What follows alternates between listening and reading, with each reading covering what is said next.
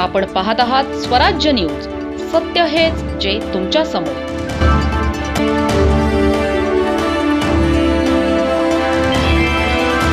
चाळीसगाव तालुक्यावर निसर्गाने अक्षरशः कहर केला आहे.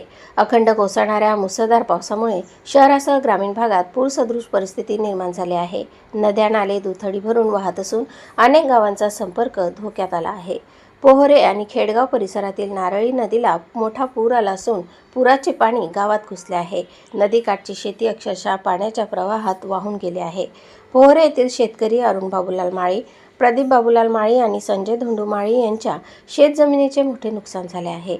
शेतकऱ्यांनी तातडीने पंचनामा करून योग्य नुकसान भरपाई देण्याची मागणी केली आहे. दरम्यान गिरणा धरणातील पाण्याची आवक वाढल्याने धरणाचे 6 दरवाजे उघडण्यात आले आहेत. सायंकाळी 6 वाजल्यापासून विसर्ग दुपटीने वाढून तब्बल 14,856 क्युसेक्स पाणी गिरणा नदीपात्रात सोडण्यात आले आहे. पाटबंधारे विभागाने नदीकाठच्या गावांना सतर्कतेचा इशारा दिला आहे. पुढील काही तासात पाण्याचा विसर्ग वाढण्याची शक्यताही वर्तवण्यात आली आहे. दुसरीकडे चाळीसगाव शहरातील जुनी नगरपालिकेच्या इमारतीचा काही भाग कोसळल्याने मोठी दुर्घटना थोडक्यात टळली. सुदैवाने कोणतीही जीवितहानी झाली नाही. मात्र स्थानिक नागरिकांनी याबाबत गेली 2 वर्षे प्रशासनाला वारंवार सूचना दिल्याचा दावा केला आहे. इमारतीचे तुकडे यापूर्वीही अनेकदा पडले होते, तरीही नगरपालिकेकडून कोणतीही ठोस कारवाई करण्यात आली नसल्याचा आरोप नागरिकांनी केला आहे. गर्दीच्या सोनार बाजारपेठेत ही घटना घडल्याने मोठा अनर्थ टळला.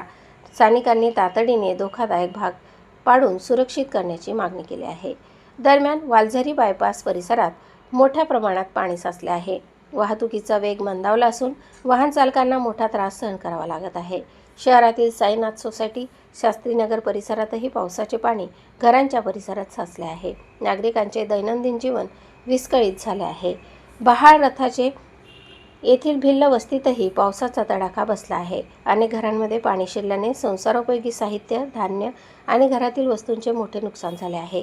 लहान मुले, महिला आणि ज्येष्ठ नागरिकांना सुरक्षित स्थळी हलविण्यासाठी ग्रामस्थांनी धावपळ केली.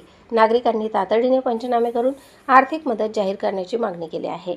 एकीकडे ग्रामीण भागात शेती उद्ध्वस्त होत आहे, तर दुसरीकडे शहरात रस्ते, वसाहती आणि बाजारपेठा पाण्याखाली गेल्या आहेत. प्रशासनाकडून मदत कार्याला वेग देण्याची गरज व्यक्त करण्यात येत आहे. पूरग्रस्तांना तातडीने दिलासा मिळणे आवश्यक आहे. शेतकऱ्यांना योग्य नुकसान भरपाई, नागरिकांना सुरक्षित निवारा आणि धोकादायक इमारतींवर त्वरित कारवाई करण्याची वेळ आली आहे. कारण निसर्गाचा हा रौद्रावतार केवळ पावसाचा नाही, तर प्रशासनाच्या तयारीची आणि यंत्रणेच्या कार्यक्षमतेचीही मोठी परीक्षा ठरत आहे. प्रतिनिधी विजय पाटील सह स्वराज्य न्यूज, चाळीसगाव.